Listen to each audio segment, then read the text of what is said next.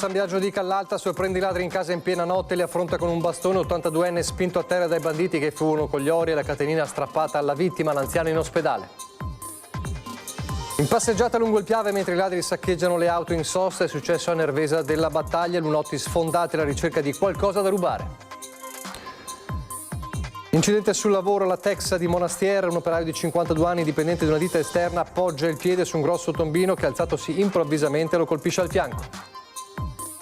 Siccità, giro di vita del consorzio di bonifica Piave, irrigazione a giorni alterni per orti e giardini, per le colture è consentito irrigare solo quelli non ancora giunta a maturazione, multe e denunce per chi viola le regole.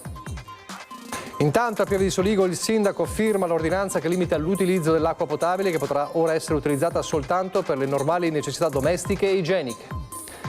Calo di presenze e volontari in difficoltà alle prese con il caldo torrido, l'impatto sulle sagre si fa sentire con dati anche allarmanti. Traffico da Bolino Nero domani in A4 sulla rete di autostrade Alto Adriatico con oltre 200.000 transiti previsti verso la località balneare, attivata una task force di 300 operatori e safety car pronta. Il 12 agosto l'attesa eclissi di sole dall'Italia, il fenomeno sarà visibile solo parzialmente ma con un'alta intensità. I consigli del professor Giampaolo Piotto, docente del Dipartimento di Fisica e Astronomia dell'Università di Padova. Telespettatori di Antena 3, buonasera e ben ritrovati. Il telegiornale di Treviso dunque che si apre ancora una volta con l'allarme sicurezza, la paura questa volta a San Biagio di Callalta per un 82enne che ha sorpreso i ladri in casa, ha tentato di reagire con un bastone ma è stato aggredito e picchiato e anche portato in ospedale per questo.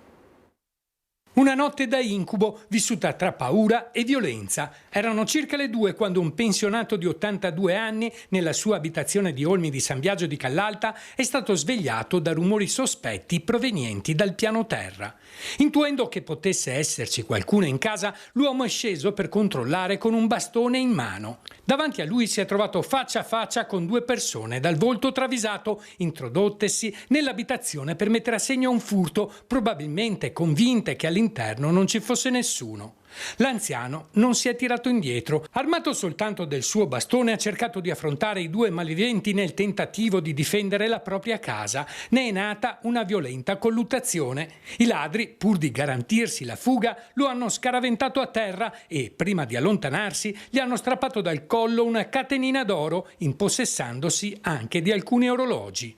L'ennesimo colpo ai danni di un anziano che questa volta avrebbe potuto trasformarsi in una tragedia. Ci stringiamo attorno al nostro concittadino per l'accaduto, un accaduto che è sicuramente spiacevole, che vogliamo che non si ripeta più e che oltre alla paura ha lasciato sicuramente un segno nella sua vita. L'82enne è stato accompagnato a scopo precauzionale al pronto soccorso dell'ospedale di Treviso. È stato dimesso poco dopo con lievi contusioni. Ora si trova nella propria abitazione in buone condizioni fisiche, anche se ancora profondamente scosso da quanto accaduto. Mi farò cura di andarlo a trovare, di portare la vicinanza di tutta la nostra comunità e anche per assicurarmi sulle sue condizioni di salute. Sappiamo bene che quando capitano questi episodi non è solamente un valore economico di quello che viene preso, dei propri affetti, ma diventa anche un qualcosa che segna proprio la persona nel lungo periodo. Paura di rimanere anche nella propria abitazione e anche delle emozioni purtroppo negative che non fanno vivere in serenità. Gli inquirenti stanno ricostruendo ogni fase dell'episodio. Grande attenzione è rivolta alle immagini delle telecamere comunali di videosorveglianza che potrebbero aver immortalato i movimenti dei responsabili. Fondamentali saranno anche gli elementi e le descrizioni fornite dall'anziano nella speranza che questa volta possano consentire di identificare e rintracciare i 2 malviventi. Una passeggiata tranquilla lungo il Piave in famiglia e poi al rientro ritrovarsi, come vedete nelle immagini, l'auto devastata e non una soltanto dai ladri. È quanto accaduto ieri pomeriggio a Nervesa della Battaglia, il racconto sui social di una famiglia. Purtroppo, il racconto delle vittime, non siamo stati gli unici, anche altre persone presenti hanno avuto lo stesso problema. La ricerca di borse, portafogli e altri oggetti di valore lasciati in auto, i ladri hanno, come vedete, rotto i finestrini dei mezzi, lasciando vetri su tutti i sedili e aprendo ogni scomparto alla ricerca di merce da rubare, come sempre. Poi c'è la conta dei danni, la rabbia e l'amarezza. Un incidente sul lavoro nel pomeriggio di oggi alle 15 nella sede della Texa a Monastier, dove un operaio di 52 anni, dipendente di una ditta esterna, ha appoggiato il piede su un grosso tombino che, alzatosi improvvisamente, l'ha colpito al fianco. Subito è stato lanciato l'allarme, sono arrivati i soccorsi, il 52enne è sempre rimasto cosciente e fortunatamente non è in gravi condizioni. Sul posto i carabinieri e i tecnici dello Spisal per accertare l'esatta dinamica dell'infortunio e le eventuali responsabilità. Resta invece in gravissime condizioni il ristoratore 43enne di origini nepalesi, residente a Treviso, che ha rischiato di annegare per salvare il figlioletto a Caldonazzo. Sono ancora gravissime, anche se stabili, le condizioni di Ariar Neupane, il 43enne che ha rischiato di affogare mentre si trovava al lago di Caldonazzo dopo essersi tuffato per salvare il figlioletto di 4 anni. È ancora in terapia intensiva al Santa Chiara di Trento e i medici non hanno ancora sciolto la prognosi, mentre migliora il piccolo trasferito al San Bassiano dall'ospedale di Verona, dove era stato portato con l'elisoccorso subito dopo l'incidente. Neupane, assieme alla moglie, da 3 mesi aveva aperto un ristorante di cucina indiana, l'Himalaya, in vicolo da Ponte a Bassano, dove si erano trasferiti da Treviso. La coppia e i 2 figli avevano raggiunto martedì in treno Caldonazzo per trascorrere una giornata in serenità. Poi il piccolo è entrato in acqua, sparendo agli occhi dei genitori. Il papà si era tuffato, riuscendo a riportare a galla il figlioletto. Poi il malore era stato inghiottito dalle acque ed era stato ripescato a 8 metri di profondità. Ancora oggi sta lottando tra la vita e la morte. Sulla porta del locale la scritta di chiusura, e così sarà sino a quando, ci ha raccontato un nipote di Neupane, fuori dalle telecamere, non si avranno notizie incoraggianti sulle condizioni dello zio. Il giovane ci ha raccontato l'angoscia e la preoccupazione dell'intera famiglia e di chi lavora con loro. Stanno pregando, ha detto, cercando di essere uniti più che mai perché il 43enne possa riprendersi. A pregare ormai da ieri anche la comunità, come sappiamo, di Crocetta del Montello per le condizioni che restano gravissime del bimbo di 3 anni ricoverato in rianimazione all'ospedale di Padova dopo essere stato travolto dall'auto a Crocetta del Montello mercoledì sera. Il piccolo, lo ricorderete, l'abbiamo raccontato ieri, dopo aver giocato nel parco tra via Boschieri e via Belvedere era sfuggito al controllo della mamma ed è corso in strada. Inevitabile l'impatto con l'auto che sopraggiungeva in quel momento. Condizioni che sono apparse, come dicevamo ieri, subito gravissime. Era in arresto cardiaco e solo grazie alla tempestiva rianimazione della coordinatrice infermieristica del pronto soccorso di Montebelluna è riuscito a superare la prima crisi. Poi è stato portato a Padova, dove continua in queste ore a lottare per la vita.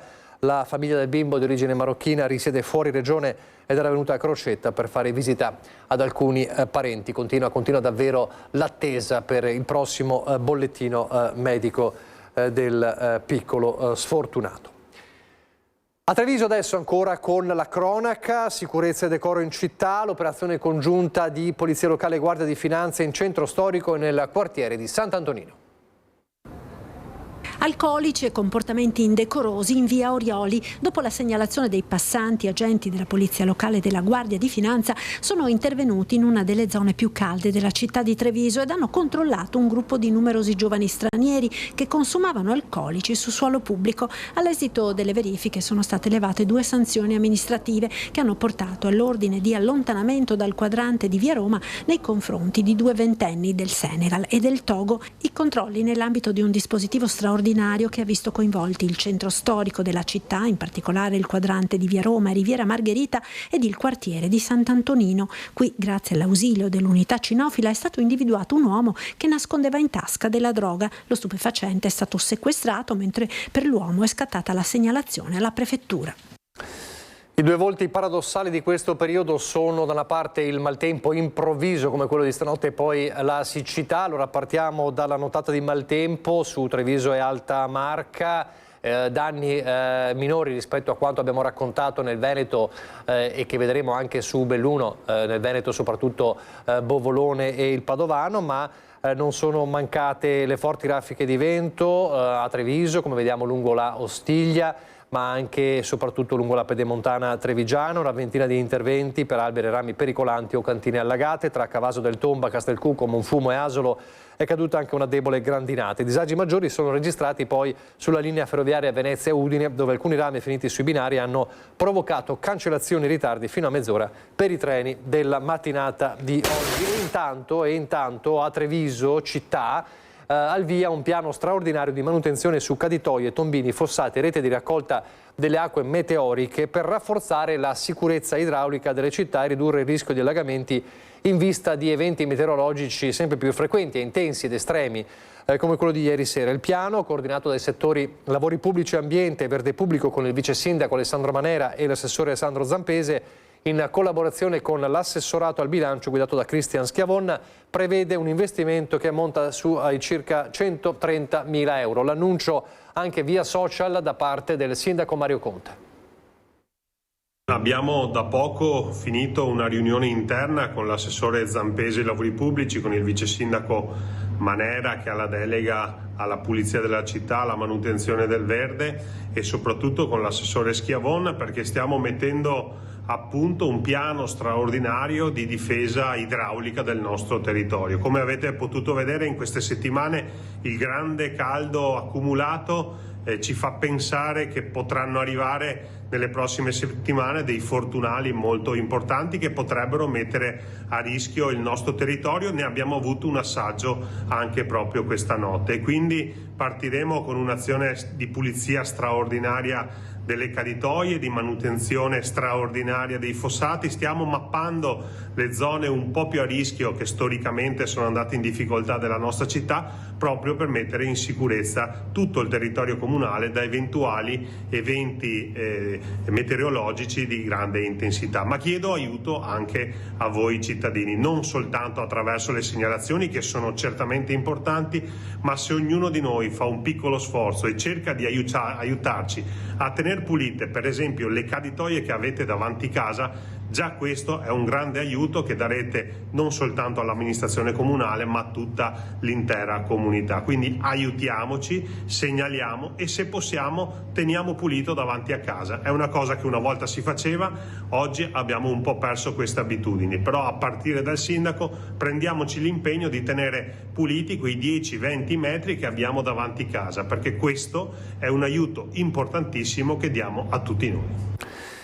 L'appello del sindaco Mario Conte. Poi c'è l'altra faccia della medaglia, ormai la conosciamo perché temporali come quelli di stanotte, situazioni di maltempo non servono né purtroppo ad abbassare la temperatura né ad aiutare il fronte della siccità. L'acqua per irrigare si sta esaurendo e c'è il giro di vite del Consorzio di Bonifica Piave Irrigazione a giorni alterni per orti e giardini nei 40 comuni serviti da Consorzio di Bonifica Piave. Per le colture è consentito irrigare solo quelle non ancora giunte a maturazione e poi ci sono multe denunce per chi viola le regole.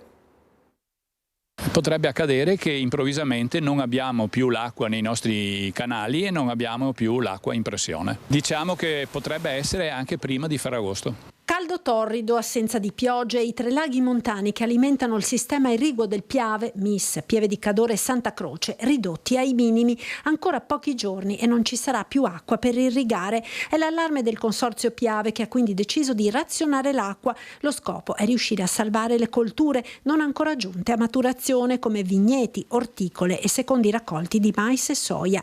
Al via dunque misure di razionamento dell'acqua con irrigazione a giorni alterni per orti e giardini nei 40 comuni serviti. Metà di questi i giorni pari possono utilizzare l'acqua, l'altra metà li utilizzano per i giorni dispari. Cosa vuol dire questo? Vuol dire sostanzialmente utilizzare metà dell'acqua che veniva destinata quotidianamente per questo servizio. Sul sito ed i canali social del Consorzio di Bonifica Piave l'elenco dei comuni coinvolti e di giorni di possibile utilizzo. Potrà usare l'acqua solo chi è in possesso di autorizzazione per uso orto-giardino. Per i terreni agricoli prevista una limitazione del prelievo con irrigazione vietata per le colture che hanno raggiunto maturazione.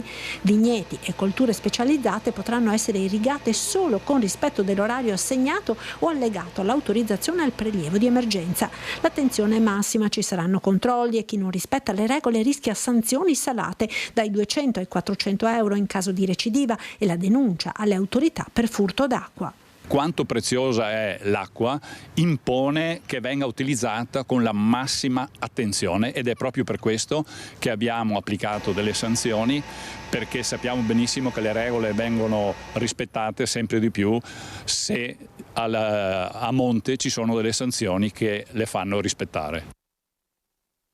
Ci sono sanzioni previste da 25 fino a 500 euro anche a Pieve di Soligo per un'ordinanza che va oltre quella firmata oggi dal sindaco Soldan e che limita l'utilizzo dell'acqua potabile, che potrà ora essere utilizzata soltanto per le normali necessità domestiche ed igieniche. È vietato innaffiare i giardini, lavare auto, piazzali e riempire piscine anche non fisse. I piccoli orti domestici si potranno irrigare solo dalle 22 alle 7. L'ordinanza Pieve di Soligo dispone inoltre la chiusura delle fontane pubbliche a getto continuo collegate all'acquedotto e invita tutti i cittadini a evitare ogni spreco. L'ordinanza resterà in vigore fino al 21 di settembre, così a Pieve di Soligo.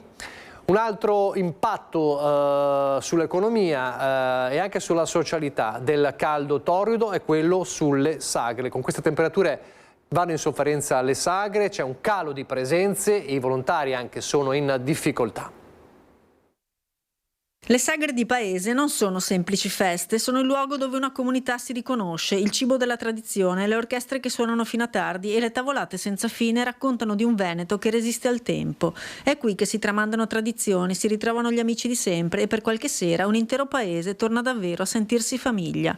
Ma il caldo sta minando alla radice anche questa sacca di resilienza, impattando non solo sulle persone ma anche sui mezzi tecnici impiegati. E con queste temperature ci sono manifestazioni che vanno in difficoltà perché salta la corrente, i magnetotermici non sono in grado di tenere e in qualche caso poi la corrente non ritorna, per cui con difficoltà ad operare e con gente che logicamente se ne va. C'è questo caldo anomalo, questo caldo eccessivo che porta sicuramente scompensi e con difficoltà anche ad operare. Poi ovviamente ci sono i cali dovuti proprio alle difficoltà di uscire delle persone, in alcuni casi si risente di assenze di addirittura il 50%. E mi dicevano che la gente invece che uscire si rintana con l'aria climatizzata e quindi non presenza, non partecipa. Diciamo che c'è una riduzione da quello che mi dicevano più del 50%. Nonostante tutto comunque io devo dire grazie ai volontari, ai 60.000 volontari che abbiamo in Veneto, le 585 pro loco, perché nonostante tutto i sacrifici li fanno per creare quella socialità che noi non ci facciamo mancare, ma purtroppo il caldo è quello che fa da padrone in questo caso. Infine anche l'impatto della situazione geopolitica si è fatto sentire. Per le pro loco i prezzi dei prodotti sono aumentati, così come le bollette, ma partecipare a questi eventi significa tenere vive le comunità, sfidando anche i gradi di troppo. E poi le sagre però non si possono fermare, le feste di paesi non si possono fermare. Allora chi sta per iniziare una festa, ad esempio quella degli alpini, la festa alpina di Signoressa di Trevignano, si attrezza, corre ai ripari come può.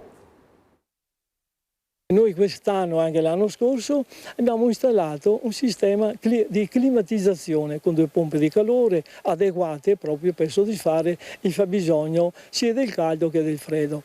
Questo qui ci aiuta ad soddisfare la clientela. Oggi, diciamo in questi giorni, ma anche l'anno scorso, c'erano temperature molto elevate e quindi creava un disturbo, un fastidio alle persone uscire per mangiare, perché anche di sera alle 8 alle 9 di sera fa caldo. Gli alpini di Signoressa si erano presi per tempo già lo scorso anno, installando un impianto di climatizzazione dentro la tensostruttura che ospita la tradizionale festa alpina, una brezza che abbassa di almeno 5-6 gradi la temperatura e che consentirà a chi verrà fino al 20 agosto, giorno di chiusura, di godersi la festa per davvero. Con questo sistema abbiamo, creato una gioia alle persone, una serenità, perché vengono a mangiare e non si sentono, forzate a sedersi. Si crea questa ebbrezza, perché tra il caldo e il freddo un piccolo vortice che sembra quasi primaverile e permettono alle persone, con le famiglie, con i bambini e anche con gli anziani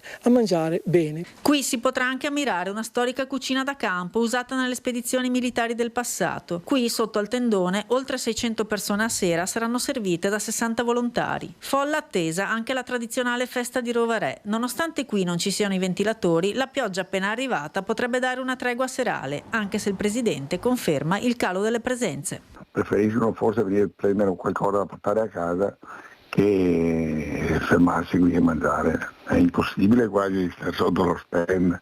No, veramente, guarda, ho fatto un po' un bilancio così anche con i consumi, con i cose, un 30% tranquillamente in meno. Sinceramente spero che con la pioggia di questa notte che ha fatto anche i 2-3 gradi in meno farà la differenza. Credo faccia la differenza, perché non è proprio così, la gente sta aspettando queste feste. E poi i bar con i plateatici, la sofferenza per il caldo è una sofferenza che si vede negli introiti che calano, e allora la FIPE cerca delle misure per affrontare questa situazione. Le temperature così alte impediscono di star fuori serenamente, magari di sera è un po' più piacevole, però in linea di massima si preferisce stare all'interno. L'estate cambia volto anche nei locali del centro storico di Treviso. Se fino a pochi anni fa il tavolino all'aperto era il più richiesto, oggi la priorità è trovare un posto all'interno con l'aria condizionata, un cambiamento che sta incidendo sulle attività di bar e ristoranti. Abbiamo picchi negativi anche del 30-40, soprattutto sulla fascia pranzo, e la sera va un po' meglio, però comunque inizia sempre dopo le 21, quindi in qualche modo l'orario di vendita è sempre comunque molto limitato, e per quanto riguarda la fascia serale tocca un 15-20% di calo. Con le temperature elevate molti clienti restano meno tempo, consumano meno e nelle ore più calde preferiscono evitare il centro. Non cambia solo la scelta del tavolo, a cambiare sono anche le abitudini, con gli orari che si spostano in avanti. Si esce più tardi quando il caldo inizia finalmente ad attenuarsi. Per gli operatori del settore non si tratta più di un fenomeno occasionale, ma di una nuova emergenza con cui fare i conti. Mentre i plateatici si svuotano, i costi per mantenerli restano gli stessi. Per questo gli esercenti guardano anche a possibili forme di ristoro. Proveremo sicuramente a dialogare con l'amministrazione per vedere che tipologia di disponibilità ci sarà, e dobbiamo essere però anche molto causativi e trovare insomma all'interno di noi stessi una politica di saving sicuramente che va a toccare altri costi, quindi chiedo molta più abilità nel trovare sistemi di flessibilità, di utilizzo ragionevole dei costi. Così i plateatici, da simbolo dell'estate in città, finiscono per essere più frequentati in primavera e in autunno che nelle settimane più torride, e ora il settore si interroga su come ripensare le prossime estati. L'autunno sarà un periodo per pianificare quanto meglio il 2027. Che la situazione non sia destinata ad aumentare sicuramente nel lungo periodo, ma anche nel brevissimo periodo, a cambiare, scusate, non ad aumentare, lo conferma il nostro meteorologo generale Giancarlo Iannicelli, perché vediamo cosa ci aspetta per il fine settimana e anche per i prossimi giorni. Sentite. Permane su di noi al suolo un campo di alte pressioni e in quota si aggiunge un afflusso di aria calda determinata da un anticiclone, da un promontorio di origine africana che si rafforza con i giorni, quindi questo tipo di tempo perdurerà almeno fino al 20 di agosto, quindi la seconda decade di questo mese. Quindi avremo cielo in prevalenza sereno un po' su tutte le nostre zone, sereno poco nuvoloso, il pomeriggio dell'attività cumuliforme, vedete dalla carta del tempo, oltre alla presenza dell'alta pressione, qualche impulso di aria un po' più fresca, ma è qualcosa di debole, interesserà e favorirà i temporali soprattutto su rilievi anche intensi, e qualcosa in pianura ma sulla parte più orientale, e dovrebbe durare pochissimo e saranno molto isolati, quindi non si prevedono grossi cambiamenti. Dicevamo un tipo di tempo che poi si intensificherà con il caldo per i prossimi giorni dalla prossima settimana. Comunque i venti sono deboli, quasi inesistenti durante il giorno, se non durante qualche fenomeno temporalesco sui rilievi. Fortunatamente lungo le coste avremo delle brezze, ecco, che renderanno il clima un po' più, il tempo un po' più piacevole. E le temperature, ecco, il fatto dolente, ancora dai 23 ai 25 gradi le minime, quindi avremo ancora notti tropicali e qualche notte anche super tropicale. Le massime 32-33 gradi,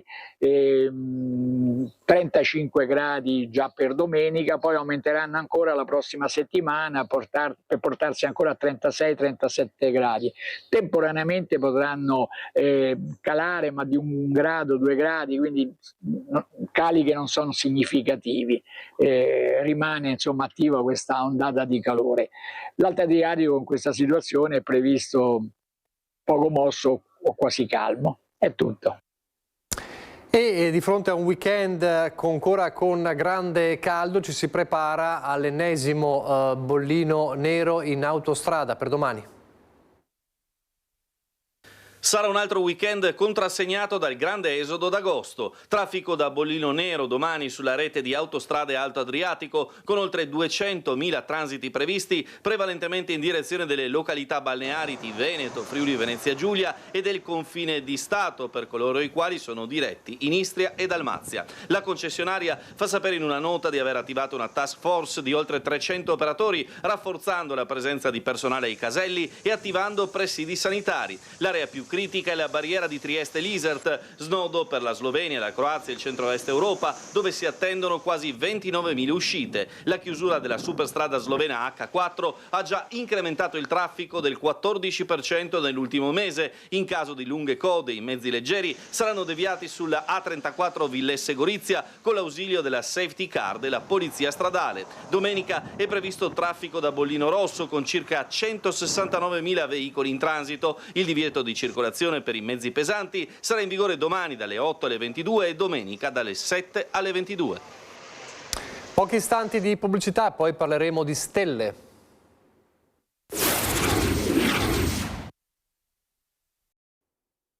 Di nuovo in diretta, come dicevo prima della pubblicità, per parlare di stelle, o meglio della stella per eccellenza, cioè il Sole, che sarà protagonista di un'eclissi il 12 di agosto. Allora i consigli di un vero esperto per ammirarla al meglio. Sarà una settimana importante la prossima per gli astrofili e non solo, da segnare sul calendario in rosso mercoledì 12, perché ci saranno 2 eventi a cui potremo assistere: l'eclissi parziale di Sole e l'apice del fenomeno delle stelle cadenti. Sull'Italia praticamente ovunque sarà visibile la fase di parzialità. Attenzione che è una fase di parzialità ma abbastanza importante, perché avremo che a seconda che siamo più verso Torino o più verso Venezia, avremo dal 92 al 91% di copertura del Sole. Per di più, la prossima settimana l'eclisse avviene esattamente il giorno del massimo della pioggia di meteore, che noi chiamiamo le meteore di San Lorenzo. In Italia la visibilità inizierà dell'eclisse, quando la Luna comincia a coprire il Sole, si comincerà a vedere dalle 19:30. Il massimo di copertura che vedremo dall'Italia, che poi il massimo che si può vedere dall'Italia in generale, è verso le 20:30. Cosa significa? Il Sole è molto basso. Per una visione migliore dell'eclissi bisognerà posizionarsi su un'altura spettacolare da vedere, ma bisogna andare in un luogo dove si ha verso ovest-nord-ovest, dove tramonterà il Sole, completa visibilità. Niente case, niente che ci possa oscurare, è proprio il Sole fino a che arriva al tramonto. Una raccomandazione importante è quella di proteggere gli occhi e non guardare il Sole ad occhio nudo. Non guardare il Sole a occhi nudi, neanche con gli occhiali da sole, perché anche quando il Sole sarà coperto al 90% sarà molto spettacolare vedere il Sole coperto, ma la luce che si arriva anche in questo caso dal Sole rischia di bruciare la nostra retina. Il prossimo anno, il 2 agosto, si ripeterà l'esperienza dell'eclissi e sarà ancora più speciale. 2027 abbiamo un'eclisse purtroppo ancora una volta visibile solo come eclisse parziale in Italia, ma molto vicino a noi sarà totale e sarà tra le più spettacolari del secolo. Perché? Perché l'eclisse al massimo di totalità durerà 6 minuti e 23 secondi. La parte di totalità andrà a coprire il sud della Spagna, non sarà molto lunga lì, l'Algeria, la Tunisia e poi l'Egitto. Addirittura il massimo è a Luxor, non dico altro.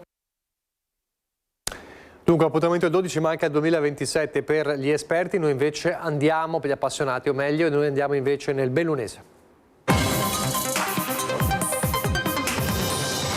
Nel bellunese per tornare a parlare del maltempo, ce ne siamo già occupati nella pagina trevigiana e nel Veneto. Ieri le prime avvisaglie le abbiamo raccontate proprio con un servizio, con la 27 allagata a Pian di Vedoia, ricorderete l'allerta frana a San Vito di Cadore e poi in serata la perturbazione che ha toccato pesantemente il Cadore, una frana in Val d'Oten ha bloccato una 60ina di scout.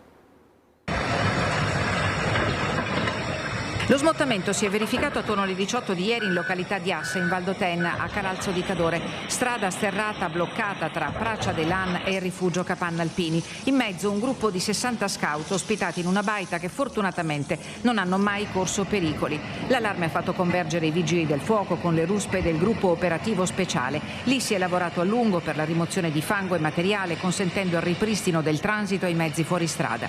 Le conseguenze della discesa della tesa perturbazione che ha investito già nel pomeriggio e a macchia di leopardo l'area orientale del Bellunese, clamorose le immagini dell'allagamento dell'A27 a Pian di Vedoia, immortalate dagli smartphone che hanno mostrato le auto guardare le corsie dell'autostrada impraticabile e perciò interdetta al traffico sino al ripristino completo della sicurezza. I sensori della frana di Croda Marcora hanno fatto scattare il rosso ai semafori sulla 51 di Alemagna a Pontevenco. Lì la colata di detriti è stata fermata dalle briglie realizzate lo scorso anno e la situazione, pur di allerta, è rientrata in un paio d'ore. La serata è stata invece di tregenda per una tempesta furiosa che ha attraversato quasi tutte le vallate, ma che si è accanita con violenza sul capoluogo. In Piazza dei Martiri, pur se non vi è certezza, testimoni raccontano di aver visto proprio un vortice d'aria che ha dapprima avvolto e spezzato il cimale dell'albero simbolo dei giardini, il cedro del Libano, e poi ha causato danni al fregio della chiesa di San Rocco e alla copertura del palazzo di Unicredit. Per tutto il giorno sono proseguiti i sopralluoghi dei vigili del fuoco, complessivamente una quarantina gli interventi per la rimozione di alberi sradicati dal vento, la messa in sicurezza di strutture pericolanti e il ripristino della viabilità su strade interessate dalla caduta di piante e rami. E dunque, proprio nel cuore di Belluno, in Piazza dei Martiri, il vento e la pioggia che hanno causato i danni agli edifici e il giardino. Vediamo. Nel 2018 Vaia l'aveva sferzato, ma il monumentale cedro del Libano aveva resistito come e più di sempre, simbolo della memoria passata e presente del centro città. L'altra notte invece un vortice d'aria impetuoso e violento ha avviluppato il cimale da cui si propagavano branche con carico notevole e l'ha letteralmente strappato dal suo tronco secolare. Un colpo al cuore la vista della ferita. La pianta però sta bene, ce lo dice al telefono il dottore forestale Marco Coden, che per il comune di Belluno si sta occupando di redigere il piano del verde e il censimento delle alberature. Nel 2023 il cedro era stato consolidato con un sistema di bloccaggio di rami e branche, una sorta di autosostegno che in questo caso non ha retto l'urto dello straordinario evento meteorologico. Ora si tratterà di fare analisi approfondite che consentano la riqualificazione dell'esemplare che è e resta da salvaguardare. Fortunatamente il primo monitoraggio visivo non ha restituito danni alle altre alberature dei giardini. Coden è stato contattato immediatamente stamattina dagli uffici di Palazzo Rosso, in testa l'assessora alle manutenzioni Lorenza De Kunovic, per l'avvio dei sopralluoghi completi con particolare attenzione agli alberi monumentali che necessitano di cure particolari per la messa in sicurezza. Nelle prime ore del pomeriggio tutta l'area dei giardini è stata transennata per ragioni di sicurezza e con l'ordinanza sindacale l'accesso è vietato fintanto che non saranno completate le analisi albero per albero. Chiusa al traffico anche la traversa sud di Piazza dei Martiri per non ostacolare le operazioni di rimozione dei rami abbattuti. Dall'altro lato della piazza il vento fortissimo ha danneggiato il fregio della chiesa di San Rocco e divelto parte della copertura del palazzo di Unicredit. Tutte le operazioni di messa in sicurezza sono coordinate dal centro operativo comunale, aperto sin dalle prime ore della mattinata. Domani alle 14:30 ad Auronzo ci saranno i funerali di Andrea De Filippo, il 51enne albergatore che ha perso la sua battaglia purtroppo con la SLA. in queste ore scommuove tutta la comunità bellunese il messaggio di addio che proprio De Filippo ha affidato ai social, dando proprio appuntamento al funerale. Ha destato commozione ad Auronzo di Cadore la scomparsa di Andrea De Filippo Roia, 51 anni, affidata ad un post commosso pubblicato sui social dai familiari a poche ore dalla sua morte. Cari amici, oggi è un giorno speciale, il mio ultimo desiderio si è realizzato, ho potuto donare una parte di me e offrire così una nuova speranza, una seconda vita ad altre persone. Cittadino di Auronzo di Cadore, dove gestiva assieme ai parenti l'albergo Juventus, da alcuni mesi conviveva con una diagnosi terminale di SLA che lo scorso 5 agosto lo ha infine strappato alla vita. Un post pieno di leggerezza e vitalità, il suo, dove appare sorridente in una foto scattata al lago di Misurina, corredata da una dedica alla famiglia, in particolare alla madre, agli amici e a tutti coloro che gli sono stati vicino nell'affrontare serenamente l'ultima parte del suo cammino, coronata con la realizzazione del suo ultimo desiderio, donare al prossimo i propri organi. Non siate tristi per me, sono sereno, sono in pace, sono felice, lo sono davvero, scrive, lasciandosi andare persino ad una punta di ironia nel dare appuntamento ai propri cari che sui social hanno risposto in massa manifestando tutto il loro affetto per un uomo sempre sorridente e disponibile. Ci vediamo sabato per un ultimo saluto terreno, arrivate puntuali, mi raccomando, lassù, mi aspettano già. Le imprese sulle montagne più alte del mondo, ma anche il valore dell'attesa, della condivisione e del rispetto per la natura ad Auronzo di Cadore. È tornata la rassegna Altre storie sotto le cime, che ha ospitato una delle coppie più grandi coppie protagoniste dell'alpinismo internazionale. Oltre gli 8.000 metri è la zona che viene chiamata la zona della morte, perché un individuo, anche se in condizioni perfette, salendo senza ossigeno, non sopravvive più di 2-3 giorni al massimo. E di 8.000 Nives Meroi ne ha completati 14 assieme al marito Romano Benette, senza l'uso dell'ossigeno supplementare, seguendo uno stile essenziale, lontano dai riflettori e fedele ai valori della montagna. Meroi, tra le alpiniste più autorevoli al mondo, e Benette con questo spirito hanno dialogato con il pubblico ai piedi delle Dolomiti, alla rassegna Altre storie sotto le cime, organizzata da Auronzo di Cadore. Più che parlare dei record, quello proposto è stato il racconto di un modo di vivere l'alpinismo, passo dopo passo, spedizione dopo spedizione, con la convinzione che la cima sia importante, ma che il vero traguardo sia sempre il ritorno. La montagna ti abitua con la fatica, con la presa di decisioni rapide che devi fare in un certo momento, e poi ti aiuta anche appunto nella vita, quella semplice. Mi ha aiutato durante la mia malattia, che l'ho affrontata come una via alpinistica. Naturale parlare di overtourism, di quel sovraffollamento della montagna senza regole né educazione ambientale e culturale. Il nostro vuole essere, oltre che un messaggio che strizza un po' l'occhio anche al turismo, sì, ma un messaggio in qualche modo ambientalista e che guarda anche alla cultura e alla tradizione di questi luoghi, perché Auronzo è 3 cime, ma è anche tante altre montagne, e anche la gente che qui vive e che rispetta le leggi della natura. I flussi sembra che si concentrino sulle zone, quelle da foto, da Instagram. Purtroppo si creano questi fenomeni di assalto alla montagna con ahimè, a volte anche poco rispetto. Penso che, come nella vita di tutti i giorni, nella vita quotidiana, servano delle regole. La rassegna All'ombra delle 3 cime conferma così la sua vocazione: trasformare le esperienze dei grandi protagonisti della montagna in occasioni di riflessione aperte a tutti, perché le cime più alte non parlano soltanto di imprese sportive, raccontano il coraggio, la misura e il rispetto. Era l'ultima notizia di questo telegiornale, grazie per averci seguito, vi lascio al meteo, arrivederci.